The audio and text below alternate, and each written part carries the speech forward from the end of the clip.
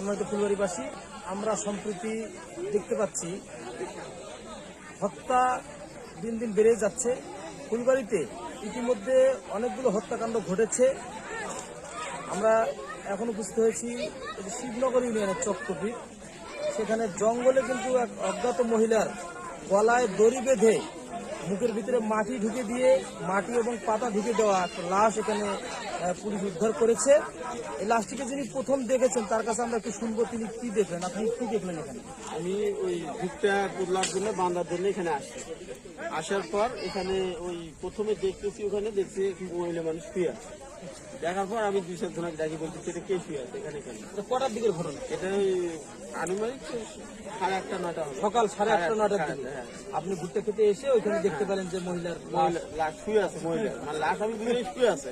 তারপরে সিগড়ি করলাম, লোকজন আসলে দেখতেছি ওই ফাঁস টাঙ্গায় যে দড়ি বাঁধলাম। আপনি এলাকার লোকজনকে ডাকলেন? হ্যাঁ, ডাকলাম। আমরা এই মুহূর্তে কিন্তু এই এলাকাতে উপস্থিত রয়েছি। থানা পুলিশ এখানে এসেছেন। থানা পুলিশ কিন্তু লাশটির গলায় যে দড়িটা লাগানো ছিল সেটি কিন্তু একদম গাছের সঙ্গে বাঁধা ছিল এবং আমরা দেখতে পাচ্ছি মুখের মধ্যে তার মাটি এবং পাতা ঢুকানো ছিল, যাতে যারা হত্যা করেছে সেই দুষ্কৃতিকারীরা হয়তো বা তার আওয়াজটাকে বন্ধ করার জন্য সেটি করেছে। এবং তার কিন্তু একটি কান আমরা দেখেছি ছেঁড়া। এটি কি আসলে কোনো প্রাণী খেয়েছে নাকি তারাই ছিঁড়ে ফেলেছে সেটা এখনো জানা যায়নি। আমরা পরবর্তী বিষয়গুলো কিন্তু থানা থেকে পুলিশের মাধ্যমে আমরা শিওর হয়ে আপনাদেরকে জানানোর চেষ্টা করব।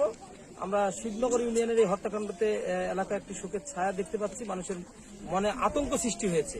এই হত্যাকাণ্ড আসলে বন্ধ হোক, এটা আমরা চাই এবং আইন শৃঙ্খলা বাহিনী প্রশাসন আরো কঠোর হবে বলে আমরা আশা করি। ধন্যবাদ সবাই।